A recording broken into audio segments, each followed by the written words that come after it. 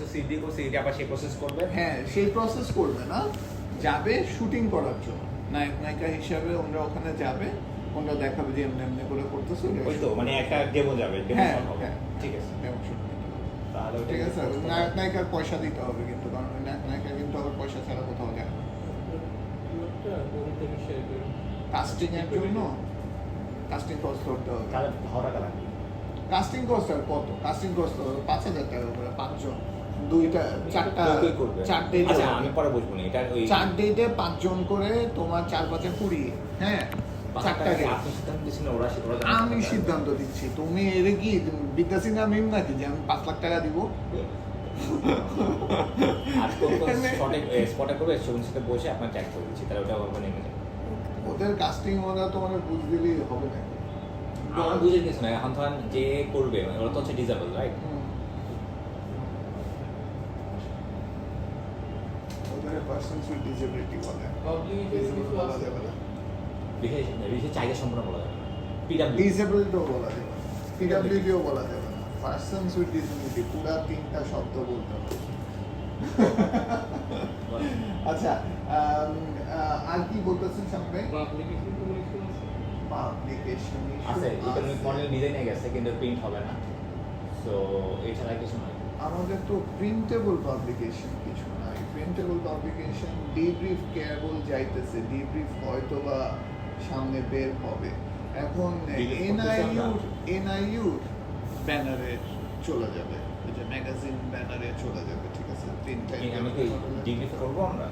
হ্যাঁ, সো ডিব্রিফ করতে হইলে আমার তো ডিব্রিফ এনআইইউর বাজেট কোথা থেকে আসবে জানি না, আগে পাস এসএমসিতে আমরা প্রেজেন্টেশন দিই মুর্শিদ ভাই, তারপরে এনআইইউর বাজেট বার হবে। আচ্ছা ঠিক আছে, ওটা বাদ। পাবলিকেশনে আমরা আমাদের জায়গা থেকে চিন্তা করি, আমাদের জায়গা থেকে চিন্তা করলে পাবলিকেশনে এখানে যেমন একটা জিনিস নাই, এটা হলো সিজিডি, কি যেন বলে, সিজিডি ওয়ার্কশপটা আছে এখানে, সিজিডি না, ওই যে টিওটি করবো যে না, টিওটিতে বাজেট লাগবে হলো একটাতে লাগবে হলো, আর ওইটা না থাকবে, ওইটা এডিশন করবে, হ্যাঁ ওইটা এখন বসান, কারণ ওইটা সারপ্রাইজ থাকবে। একটাতে 20 লাখ টাকা।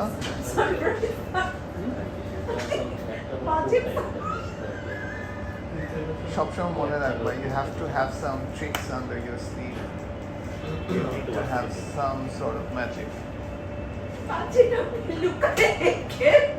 সারা জীবন আমি বাজেট লুকায় রাখছি, তোমার কোনো ধারণা নেই, তুমি কোনোদিন বাজেট করো নাই, তার জন্য তোমার শামীম ভাই 50% বাজেট লুকায় রাখে। গভর্নমেন্ট তার টোটাল বাজেটের লুকায় রাখা বাজেটের পরিমাণ প্রায় 20 to 25% আমাদের টোটাল বাংলাদেশের বাজেটের লুকানো থাকে, এত বেশি। এই বাজেট কিন্তু তুমি দেখো তোমার চোখের সামনে, কিন্তু তুমি এটা ধরতে পারবে না। তারপরে যখন প্রধানমন্ত্রী হঠাৎ করে বলে, that is called robust budgeting, যখন প্রধানমন্ত্রী তোমাকে বলে যে আমি কালকে 20,000 কোটি টাকার ফ্যামিলি কার্ড দিবই, তখন এই ফ্যামিলি কার্ডের পয়সা কোথা থেকে পাবো? তখন বলবো যে স্যার কোনো অসুবিধা নেই, আপনি দেন, আপনার এটা 20,000 কোটি টাকা লাগবে, আমি বের করে দিচ্ছি। তখন বাজেট আলাদা যায় 20,000 কোটি টাকা বের করে নিয়ে আসে without disrupting anybody. That's called robustness of design. So এখানে বার্ন রেটে, এটা বন্ধ করেন, লাগবে না, আগেবার এটা দেখার দরকার নেই। এখানে আমাদের, তুমি বলো রেলওয়েতে কয় টাকা খরচ করবা অ্যাপার্ট ফ্রম সিডিডি? আমরা প্ল্যান, তুমি না একটা স্ট্র্যাটেজি তৈরি করছো, তোমার স্ট্র্যাটেজি কই? স্ট্র্যাটেজি প্রিন্ট আউট নিয়ে আসো। ওখানে কোনো ভাই আউটরিচ আর ক্যাম্পেইন রিলেটেড কোনো আইডিয়া নেই, সো ওটা ওখানে কি আছে? ওখানে মেইনলি আমাদের ওয়ার্কশপ করব, আমাদের প্ল্যানটা কি সেটা সাজানো আছে। ওয়ার্কশপগুলো যে করবা সেটা তো কয় টাকা খরচ হবে? এই যে ট্রেনিং নিড অ্যাসেসমেন্ট করবা, সেখানে নাফিস ভাইরে কয় টাকা দিবা? নাফিস ভাইয়ের সাথে নাকি না করে দিচ্ছে নাফিস ভাই। আন্দাজ কত, বাজেট কত তোমার জন্য, প্রভিশন তার জন্য কত ওটা রাখছো? নিয়ে তো তুমি কথা- কত টাকা চাই সেটা তো পরের কথা, কিন্তু তুমি কত টাকা ধরে রাখছো? যে আমি এত কমিউনিকেশন টাকা- কনসালটেন্টের বাজেট তত ধরতে হবে। হ্যাঁ, তো সেটা কত টাকা ধরছো? আইডিয়া নাই ভাই এটা নিয়ে। তাহলে তুমি আইডিয়া বের করো, talk to somebody who has the idea, তাদের সাথে কথা বলে তারপরে তুমি বের করো যে কত টাকা লাগবে। অ্যাপ্রক্সিমেটলি কত দিনের কাজ সেটা বলো। কমিউনিকেশন কনসালটেন্টের কত দিনের কাজ, কত জিনিস দেখতে লাগবে, সেগুলো ডিটেলগুলো তো তুমি আমাকে বললে পরে তোরা এখন বাজেট বলে দিতে পারি। আচ্ছা, আমি টরটা শেয়ার করছি আবার। তোর আমার সাথে শেয়ার করতে লাগবে না, নিজের সাথে নিজে শেয়ার করে আমাকে জাস্ট বলো যে এই কাজ করবে, সো কেমন টাকা লাগবে। ওকে, ঠিক আছে। আর তোমার স্ট্র্যাটেজিতে আর কি কি আছে বলো, give me a rundown of your strategy. আমি চিন্তা প্রিন্ট করছিলাম আউট যে আছে? প্রিন্ট আউট নিয়ে আসতে পারি আচ্ছা, একটা প্রিন্ট আউট আছে, তাহলে আমি তোমার নাকি আমি শেয়ার করে দিব? না না না, প্রিন্ট আউট না, আই প্রেফার পেপার। সিজিডি লঞ্চ করা হবে, সিজিডি যদি না হয় তাহলে রেলওয়ে থেকে টাকা নেওয়া হবে। ওকে, সো 3টা কন্টিনজেন্সি রাখা হচ্ছে ইন কেস খিচুড়ি ফেলস। আর যদি ডে সেলিব্রেশন পাস হয়ে যায় তাহলে আমরা বাজেট বান করতে পারবো, প্লাস হচ্ছে ডিজিটাল লিটারেসি ক্যাম্পেইন যেটা নাফিস ভাই অ্যালাইন হয়েছে আচ্ছা, ভাই। এখন একটা বাজেট বানাবো। শখের বাজেট করি। হ্যাঁ, আপনি এই যে ঘরটা লিখছেন না আপনার এই শখের পাশে, আমি আপনার এই জিতে আসেন, জিতে আসেন, জিতে এসে এর টান দিয়ে জিতে বসান। হ্যাঁ, পুরোটারে টান দিয়ে, পুরোটারে টান দেন। হ্যাঁ হ্যাঁ, ব্যাস। আচ্ছা, এটা কপি করেন, কন্ট্রোল সিটা। হ্যাঁ, ঠিক আছে। এখন এখানটায় এসে আপনি 40 লাখ টাকা করি, 40 লাখ টাকা তো বসার নাই, বসাইছেন এই পাশে বসাইতেছেন তাই না? শখের বাজার আপনি নিউ প্ল্যানিং এ বসাতে হবে। নিউ প্ল্যানিং এ বসাইতে হবে। আমি চাইছিলাম এইটা খালি আছে এনেই করে ফেলতে। না, তাহলে নাম লিখতে পারবে না তো, হেড খালি বাজেট অ্যামাউন্ট লিখতে পারবে, হেড লিখতে পারবে না তো।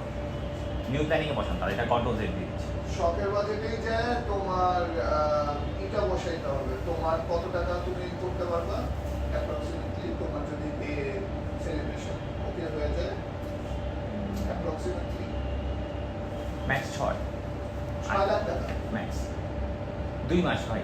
জুন মাসে তো আপনার বিল প্রসেস করতে হবে, তো আমি তো 2 মাসের, মানে আপনি চিন্তা করেন এপ্রিল মাস মে মাস। এপ্রিল মে মাস। আচ্ছা, 6 লাখ টাকা। 6 লাখ টাকা। কারণ দিয়ে দেখতে হবে দিয়ে পরে দিন। এখানে কত লিখলাম? 23 লাখ টাকা, রাইট? 29-30 লাখ টাকা ধরেন, 30 শখের লাখ বাজার টাকা। ধরেন 30 লাখ টাকা, 30 লাখ টাকা। তাহলে কিন্তু শেষ। আর 30 লাখ টাকা, আর 30 লাখ টাকা 30 লাখ টাকা কত পার্সেন্ট? 70 লাখ টাকা 30%, মানে তো এখানে তো ভাই 95% হয়ে যাবে।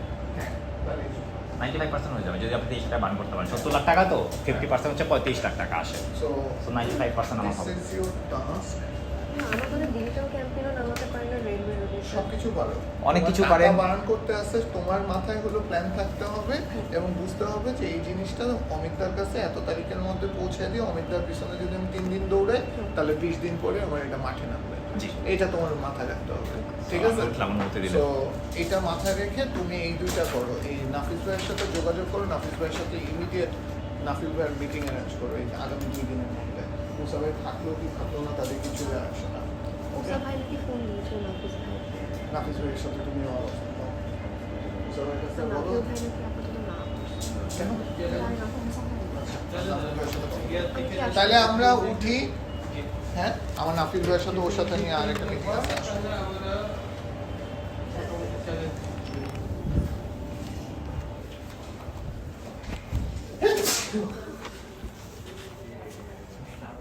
একটু দাঁড়াই।